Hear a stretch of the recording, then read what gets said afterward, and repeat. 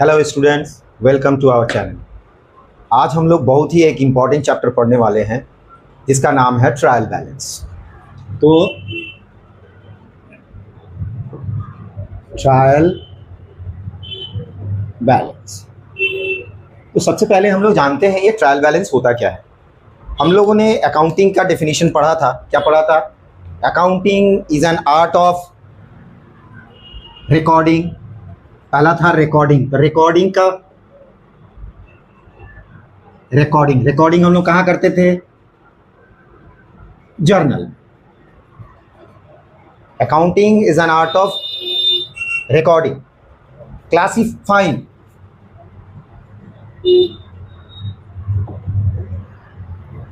Classify हम लोगों ने कहा किया लेजर। फिर क्या था? समराइजिंग।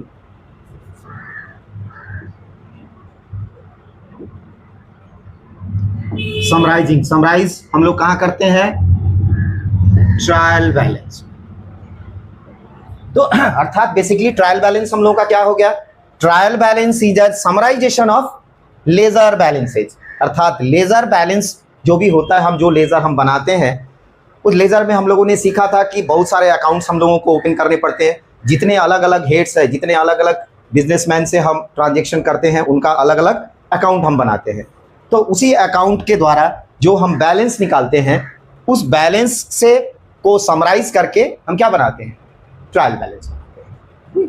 तो ट्रायल बैलेंस कोई अकाउंट नहीं है, ये एक स्टेटमेंट है जो बनाया जाता है लेजर तथा जर्नल में। जो भी हमने ट्रांजेक्शन, जो भी हमने एंट्री किया है जर्नल में, जो हम जर्नलाइज हमने जो किया है, वहाँ जो अमाउंट हमने लिखा है, लेजर जो हमने क्लासिफाई किया था, अलग अलग हेड्स हमने जो बनाया था, उसके अंदर जो हमने अमाउंट पुट किया है, अर्थात पोस्टिंग जो की है, उस पोस्टिंग के अंतर्गत हमने कोई मिस्टेक की है या नहीं, ये जानने के लिए हम लोग उसको समराइज करके एक ट्रायल बैलेंस बनाते हैं। ये कोई डबल एंट्री सिस्टम का पार्ट नहीं है, ये प्रोसेस के अंतर्गत पड़ता है, लेकिन इसे हम सिर्फ बनाते हैं अरिथमेटिकल एक्यूरेसी को जानने के लिए। अर्थात जो इसके पहले हम लोगों ने अकाउंटिंग की है, जर्नल में की हो या लेजर में की हो, उस अकाउंटिंग के अंतर्गत हम लोगों ने कोई मिस्टेक की है या नहीं की है, ये हम लोगों का जानना मुख्य उद्देश्य होता है। अर्थात तो ट्रायल बैलेंस क्या है? Trial balance is a statement. क्या है? Statement of balances taken out from ledger। Trial balance क्या है? एक स्टेटमेंट है किसका? Of balances taken out from the ledger से जो बैलेंस हमने लिया है, अर्थात लेजर में जो बैलेंस हमारा बच गया था, उस बैलेंस से लेकर के एक स्टेटमेंट बनाते हैं along with and cash book, that is cash and bank account. Cash और बैंक अकाउंट का भी लेजर उसके साथ में इंक्लूड किया जाता है। It is prepared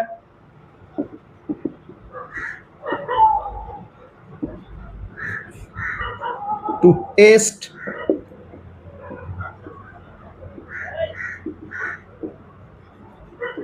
the arithmetical correctness.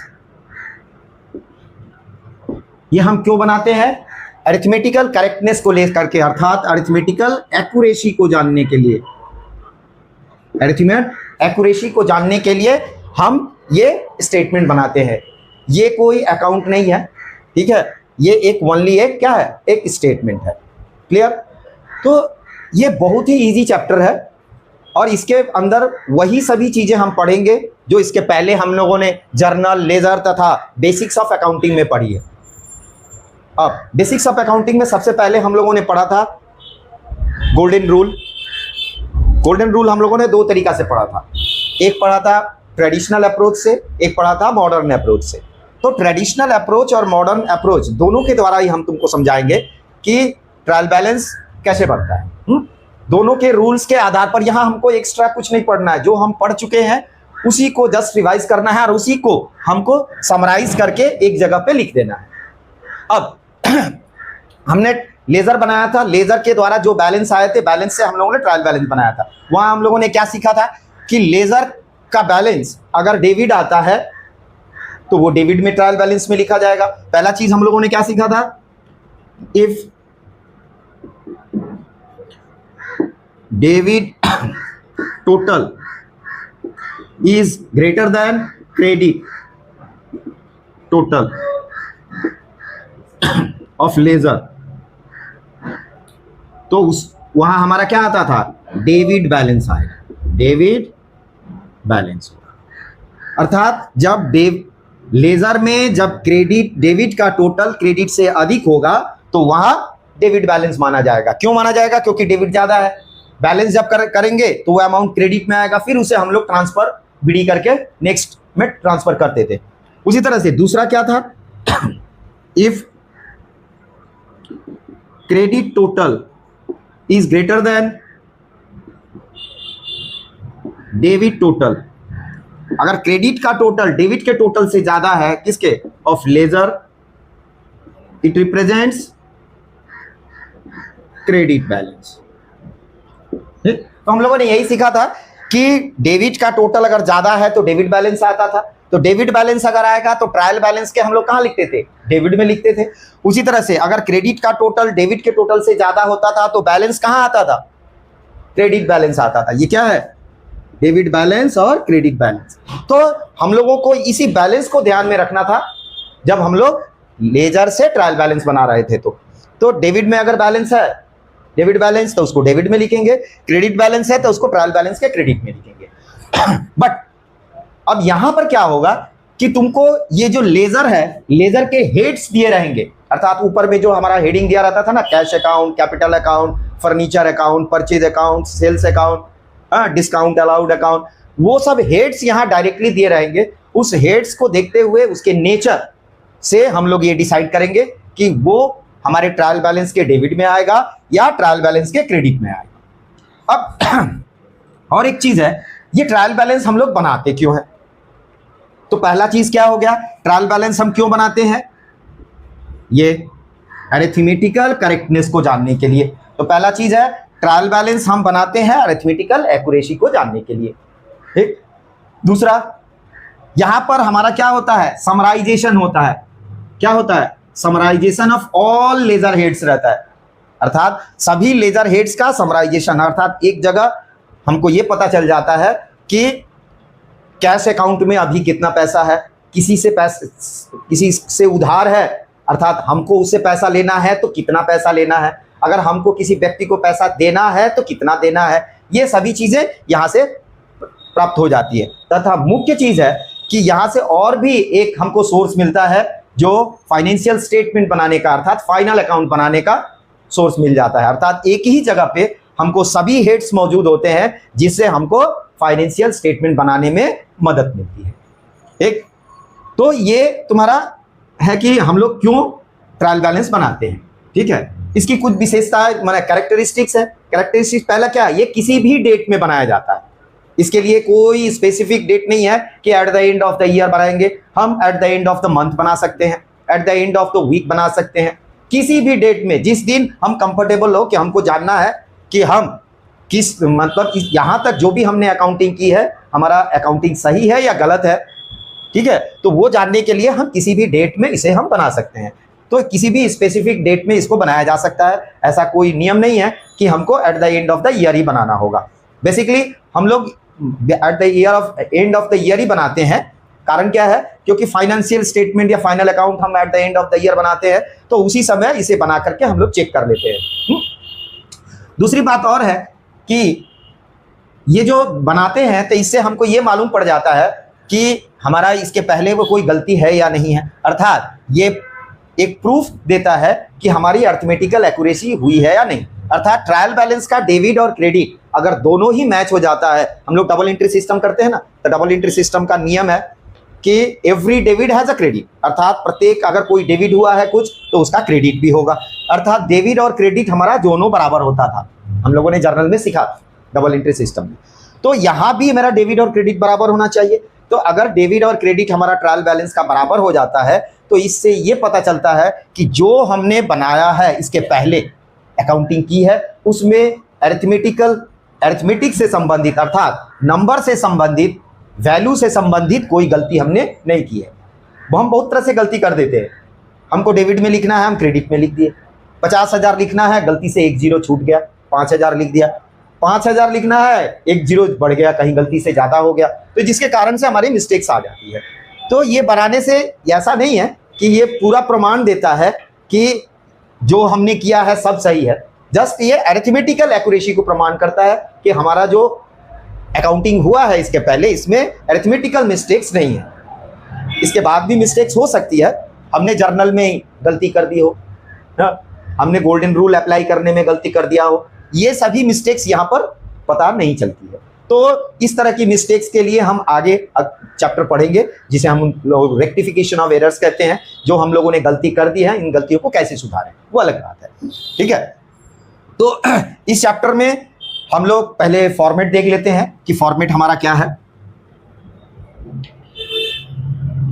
Format हम तुम लोगों को दोनों तरीके से समझाएंगे, दोनों तरीके से बताते हैं, according to traditional approach and according to modern approach.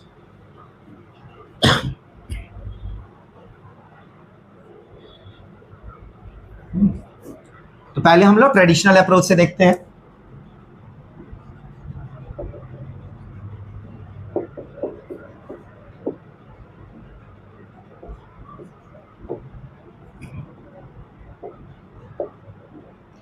Trial balance of, जिसका भी ट्रायल बैलेंस बनाएंगे उसका नाम लिख देते हैं एज ऑन, जिस दिन बनाएंगे उस दिन का डेट लिख देंगे। एक होता है तुम्हारा सीरियल नंबर SN, दूसरा होता है हेड्स ऑफ लेजर, स्लैश दे के लिख सकते हो, पार्टिकुलर्स। ठीक है, इसके बाद होता है लेजर फोलियो, लेजर फोलियो मालूम ही है, लेजर का पेज नंबर, अर्थात ये जो हम हेड यूज कर रहे हैं वो लेजर के किस पेज में है ये दर्शाता है। यहां पर होगा तुम्हारा डेबिट बैलेंस या डेबिट अमाउंट लिखो, यहां पर होगा तुम्हारा क्रेडिट अमाउंट।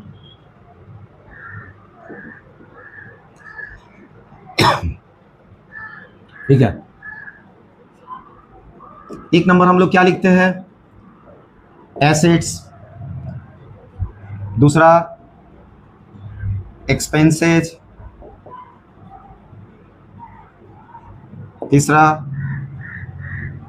लॉसेज, चौथा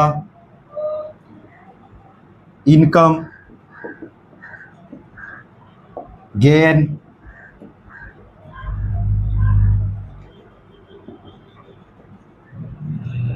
लायबिलिटीज।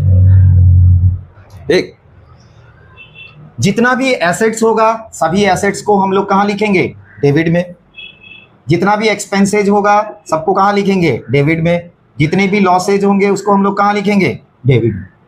जो भी हमारा इनकम होगा उस इनकम को कहाँ लिखेंगे, क्रेडिट में।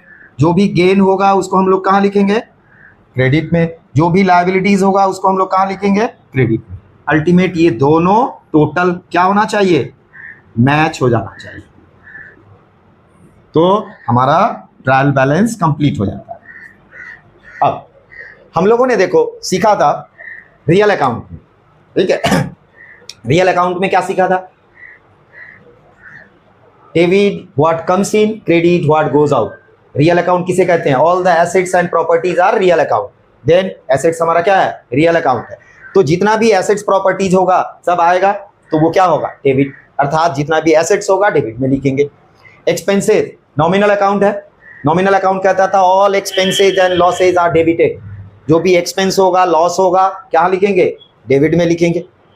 ठीक, all incomes and gains are credited, nominal account. तो इनकम और गेन हमारा क्या होगा, क्रेडिट होगा नॉमिनल अकाउंट के हिसाब से। ठीक, लायबिलिटीज, लायबिलिटीज हमारा क्या है, पर्सनल अकाउंट। अब लायबिलिटीज में क्या होता है कि लायबिलिटीज क्या है, जो चीज हमको किसी को देना है, बिजनेस पॉइंट ऑफ व्यू से अगर हम किसी को कुछ देना है इन फ्यूचर, रीपे करना है, लौटाना है, देन ऑल आर लायबिलिटीज। तो लायबिलिटीज है तो वो क्रेडिट हो। क्लियर? तो ये मॉडर्न अप्रोच के द्वारा हुआ। अब हम लोग ट्रेडिशनल अप्रोच से, अब मॉडर्न अप्रोच से देखते हैं।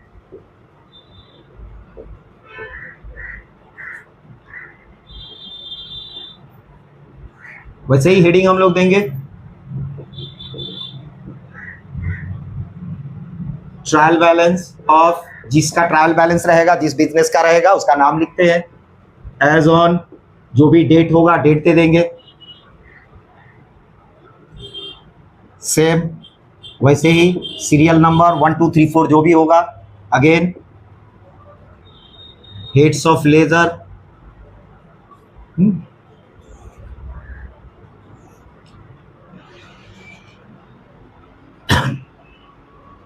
लेजर फोलियो, लेजर का जो पेज नंबर होगा, again debit amount,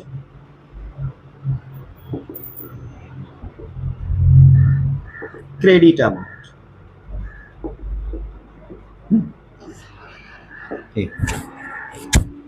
modern approach में पहला अकाउंट हमारा क्या था? एसेट्स।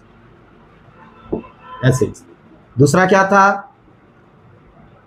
लायबिलिटीज। तीसरा क्या था? कैपिटल। चौथा क्या था? रेवेन्यू, इसे ही क्या कहते हैं? इनकम। पांचवा क्या था? एक्सपेंसेस।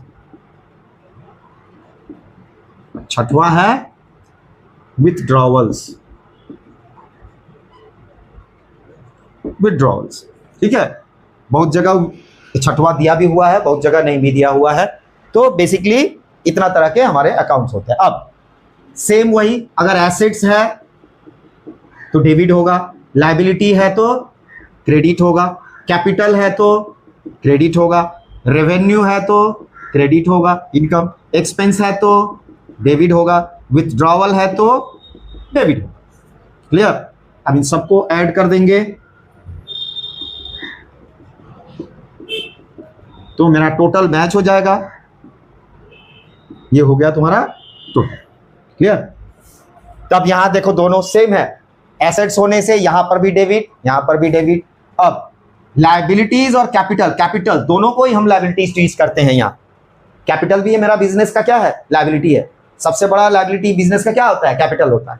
क्योंकि जो भी बिजनेसमैन बिजनेस में पैसा इन्वेस्ट करता है वो इसी पॉइंट से इन्वेस्ट करता है कि वो हमको रिफंड मिले in terms of profit. Clear? तो इसलिए ये दोनों ही क्या हो रहा है? क्रेडिट हो रहा है। अर्थात हमारा वहां रूल क्या कहता था? Increase in assets debit. Increase का मतलब हम यहाँ क्या लिखते हैं? बैलेंस लिखते हैं। तो जब हमारा एसेट्स डेबिट साइड इंक्रीज कर रहा है, डेबिट ज्यादा है, तो डेबिट बैलेंस क्या लाएगा? लायबिलिटीज, लायबिलिटीज का रूल क्या था? Increase in liability debit credit और डिक्रीज इन लायबिलिटी डेबिट। अर्थात लायबिलिटी अगर बढ़ रहा है, मतलब अभी हमने रूल में क्या बताया था? Credit balance is more than debit balance. अगर क्रेडिट का टोटल डेबिट के टोटल से ज्यादा है then it represents credit balance, तो वो क्रेडिट बैलेंस आएगा। कैपिटल, कैपिटल भी वही है। हाँ, कैपिटल में, कैपिटल भी क्या होता है? क्रेडिट होता है। हम गोल्डन रूल में पढ़े हैं ना, cash account debit to capital, capital credit होता है। तो कैपिटल क्रेडिट है मतलब उसका बैलेंस क्रेडिट में आएगा। क्रेडिट ज्यादा होगा डेबिट से तो वो क्रेडिट बैलेंस कहलाएगा। रेवेन्यू, इनकम, इनकम हमारा रेवेन्यू क्या है? सेल्स है, हाँ, इंटरेस्ट रिसीव्ड है, रेंट रिसीव्ड है, इस तरह का जो भी चीजें हैं वो हमारे क्या होती है? रेवेन्यू है। तो अगर रेवेन्यू है, पैसा आ रहा है मतलब क्रेडिट में आ रहा है, क्रेडिट बैलेंस अगर है तो वो क्रेडिट में कहलाएगा। एक्सपेंसेस, अगर हम खर्च कर रहे हैं, कोई सामान परचेज कर रहे हैं, तो एक्सपेंस हमारा नॉमिनल अकाउंट, देखो यहाँ भी एक्सपेंस क्या है? डेबिट है, यहाँ भी एक्सपेंस डेबिट है। एक्सपेंस का रूल क्या कहता है? Increase in expense debit, decrease in expense credit. तो एक्सपेंस का इंक्रीज होने का मतलब क्या है? उसका बैलेंस डेबिट आ रहा है, तो डेबिट आएगा तो डेबिट बैलेंस हो जाएगा। विथड्रॉवल्स, विथड्रॉवल्स का मतलब होता है जो कैपिटल हमने बिजनेस में इन्वेस्ट किया है उस इन्वेस्टमेंट को हम निकाल रहे हैं। अर्थात 1 लाख रुपया इन्वेस्ट किया था, वहां से 2000 रुपया हमने निकाल लिया था। अल्टीमेटली अगेंस्ट कैपिटल है, विथड्रॉवल अगेंस्ट कैपिटल मतलब हुआ रिडक्शन इन कैपिटल। तो रिडक्शन इन कैपिटल को एक तरह से हमारा एसेट्स के तौर पर ही ट्रीट किया जाता है। ठीक है, तो उसे हम लोग डेबिट करते हैं। तो ये हमारा फॉर्मेट हुआ जो मॉडर्न अप्रोच और ट्रेडिशनल अप्रोच दोनों के द्वारा हमने बताया। अब किसी भी मेथड से बना सकते हो, जो मेथड तुमको अच्छा लगे या जो दिमाग में शूट करे, समझ में आए। तो हम लोग एक छोटा सवाल करते हैं एग्जाम्पल के तौर पर।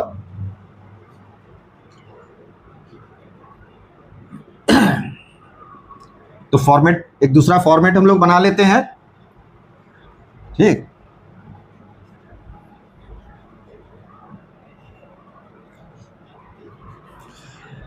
क्वेश्चन नंबर 1 हम लोग लेते हैं। क्वेश्चन नंबर 1 है, अच्छा एक चीज हम बता देते हैं, यहां पर शॉर्टकट में हम लिख दे रहे हैं तुम लोगों को। हम लोग एसेट्स में क्या क्या, डेबिट में क्या क्या लिखते हैं, एसेट्स एक्सपेंसेस। यहां पर भी देखो तो एसेट्स डेबिट हो रहा है, एक्सपेंसेस डेबिट हो रहा है, ठीक है। लॉसेज या दो ही पकड़ के चलो, एसेट्स और एक्सपेंसेस। क्रेडिट में हम लोग ये लिखना नहीं है, सम के अंतर्गत समझने के लिए लिखा जा रहा है, ठीक। दूसरा यहां क्या लिखते हैं, लायबिलिटीज,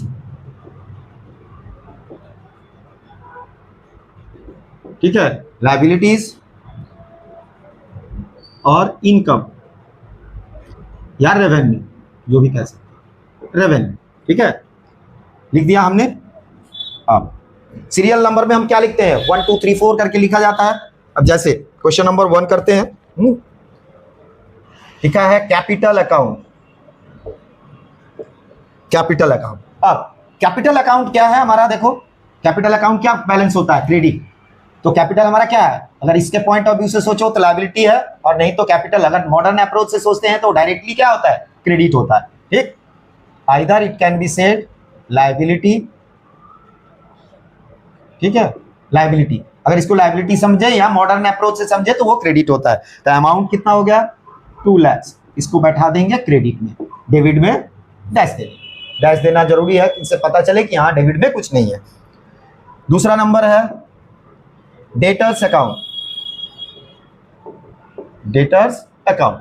अब डेटर्स अकाउंट क्या होता है, डेटर्स क्या है, एसेट्स है। डेटर्स कौन होते हैं, डेटर्स वे होते हैं जिनसे हमको पैसा लेना है, the amount which I have to receive. अगर हमको किसी से पैसा मिलना है in future, then it is treated as assets, तब उसको हम लोग एसेट्स मानते हैं, ठीक। तो ये हमारे लिए क्या बन जाता है, एसेट्स बन जाता है। ये जस्ट समझने के उद्देश्य से लिखते रहो कि हम लोग क्यों डेबिट या क्यों क्रेडिट कर रहे हैं, ठीक है। एग्जाम में ये लिखने की आवश्यकता नहीं है, ठीक। अमाउंट कितना कहता है, 45,000, तो ये डेबिट में हम कहाँ लिखेंगे, 45,000, क्रेडिट में 10। तीसरा है फिक्स्ड एसेट्स, फिक्स्ड एसेट्स। तो ये तो नाम से ही पता चल रहा है एसेट्स है, तो एसेट्स हम कहाँ लिखेंगे, डेबिट में। यहां पर भी देखो एसेट्स होने से कहाँ लिखते हैं, डेबिट में। तो एसेट्स है, डायरेक्टली इंडिकेट कर रहा है एसेट्स है, तो अमाउंट डेबिट में, डेबिट में कितना लिख देंगे, 1,92,000, 1,92,000, क्रेडिट में डैश दे देंगे। उसके बाद है तुम्हारा सेल्स अकाउंट, 4 नंबर, सेल्स। अब सेल करने से क्या होता है, पैसा आता है, ये रेवेन्यू जनरेट करता है, इनकम होता है, तो ये क्या है, इनकम, ठीक। यहां पर देखो रेवेन्यू, रेवेन्यू क्या होता है, क्रेडिट होता है, अर्थात सेल्स को हम क्या ट्रीट करेंगे, रेवेन्यू और इनकम। इसका अमाउंट है 1,10,000, तो क्रेडिट हो जाएगा ये 1,10,000, क्लियर। उसके बाद है रिटर्न आउटवर्ड,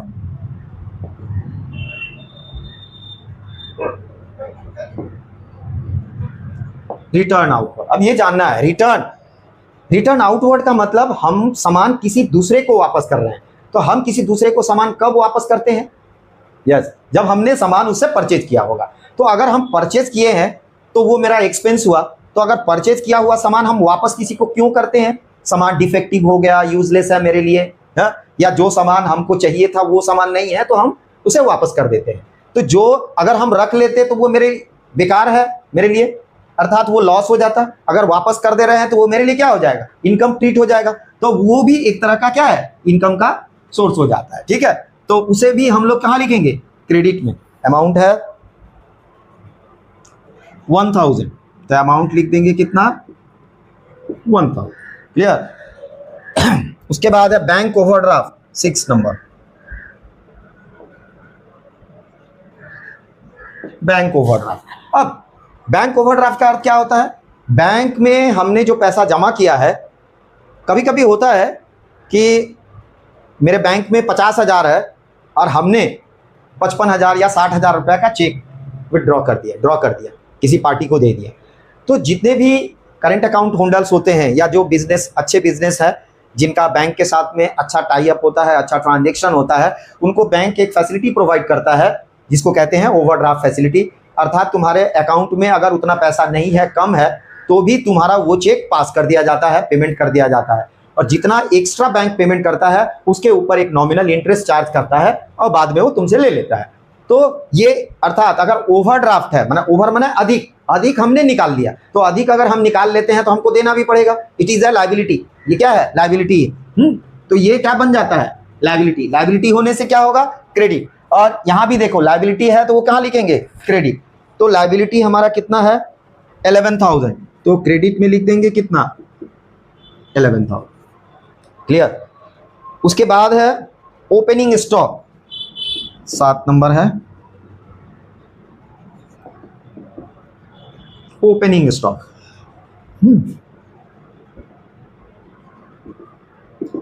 ओपनिंग स्टॉक। अब यहां थोड़ा सा समझना है, ये ओपनिंग स्टॉक होता क्या है? सपोज करो हम बिजनेस कर रहे हैं, पहले से पुराना बिजनेस है। अगर हम कल कुछ सामान हमने खरीदा, सपोज करो 1 जनवरी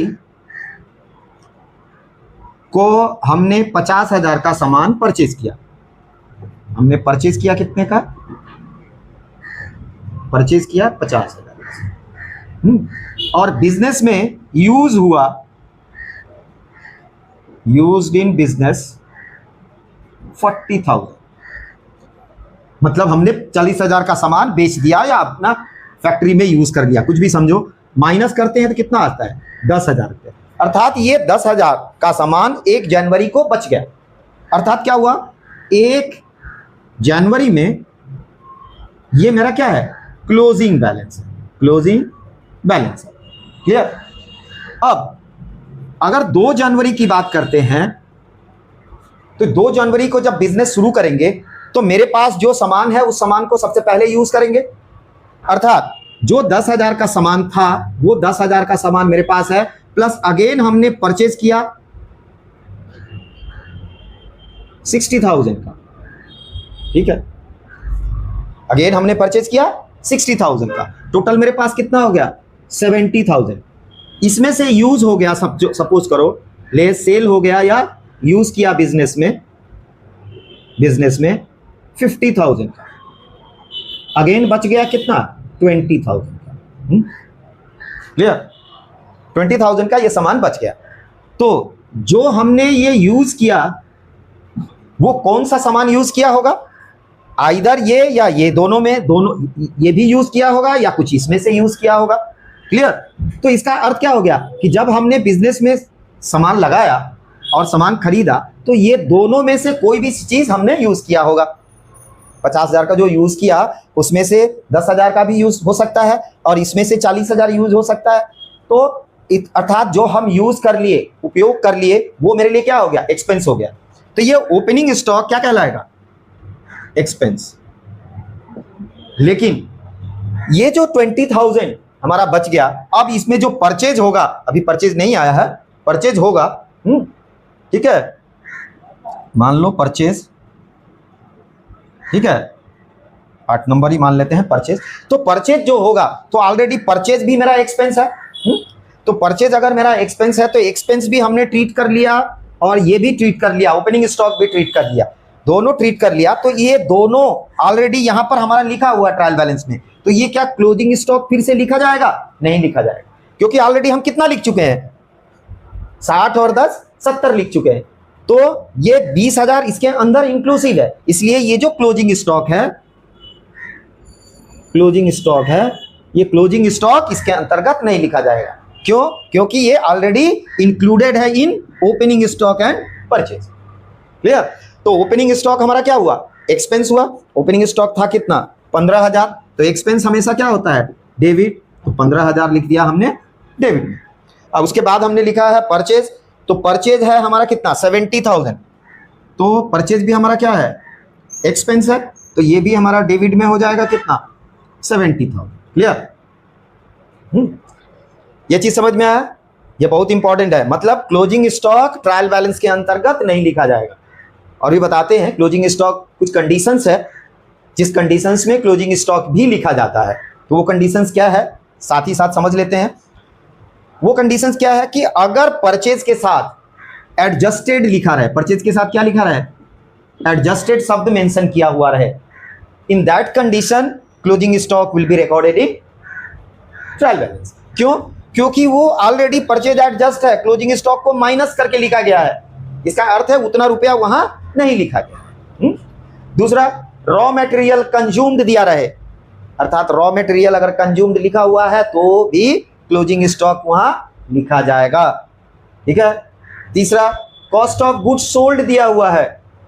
तो कॉस्ट ऑफ गुड्स सोल्ड का मतलब, कॉस्ट ऑफ गुड्स सोल्ड का फॉर्मूला होता है cost of goods sold opening plus purchase minus closing plus direct expenses. ठीक? तो इसके अंदर हम क्या किए हैं? माइनस करके लिखे हैं, इसलिए वापस हमको ट्रायल बैलेंस में लिखना पड़ता है। क्लियर? तो कुछ कंडीशंस है वो हम नोट लिखवा दे रहे हैं। तो ये जान। अब परचेज के बाद नेक्स्ट है हमारा क्रेडिटर। 9 नंबर लिखते हैं, क्रेडिटर्स अकाउंट। क्रेडिटर्स है 38,000। अब क्रेडिटर्स क्या है? क्रेडिटर्स हमारा क्या है? लायबिलिटी। क्रेडिटर्स कौन होता है? जिससे हमने सामान परचेज किया है and that amount I have to pay, उसको हमको देना है, चुकाना है। अगर हमको उसको पैसा चुकाना है that means it is a liability. ठीक है? तो लायबिलिटी अगर है तो लायबिलिटी कहाँ लिखा जाता है? क्रेडिट में। देखो क्रेडिट के ऊपर क्या लिखा हुआ है? लायबिलिटी। तो ये एक्चुअली हमारा क्या है? लायबिलिटी। तो लायबिलिटी को हम लोग लिख देंगे क्रेडिट में 38,000। 38,000। क्लियर? Next 10, return inward.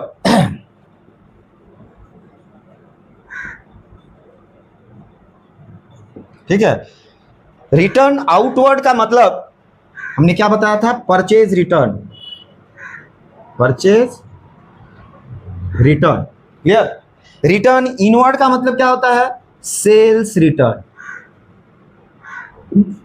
अर्थात जो सामान हमने किसी को बेचा है वो सामान किसी कारणवश आइदर डिफेक्टिव है या उसको नहीं चाहिए, किसी ना किसी कारण से वो वापस कर रहा है। तो जब हमने बेचा था तो वो क्या हुआ था? हम प्रॉफिट लेके बेचे थे।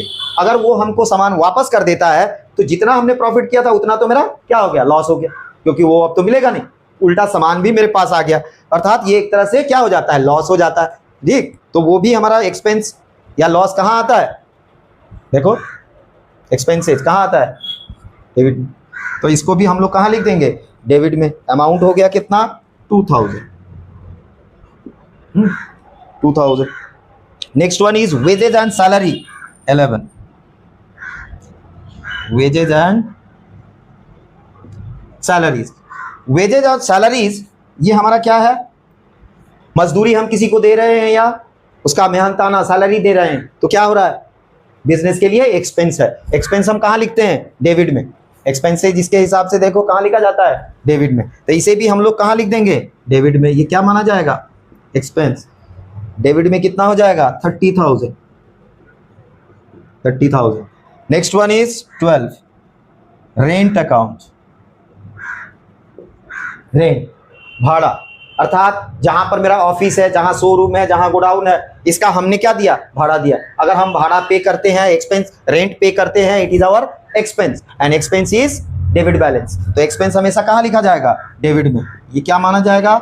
Expense and expense is debit. Debit कितना होगा? 6,000। ठीक है? अंत में ये दोनों को क्या करेंगे? टोटल कर लेंगे।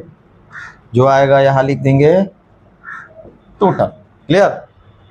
टोटल कर लेते हैं।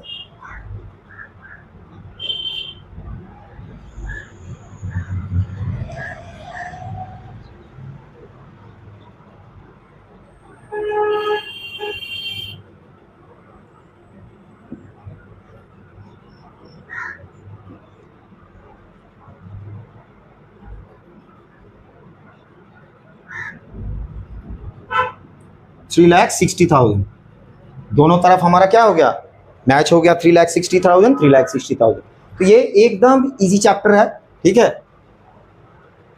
आराम से ये 4 लाइन तुमको याद करना है। 4 लाइन अगर दिमाग को याद कुछ भी नहीं करना है, जस्ट गोल्डन रूल को फॉलो करना है।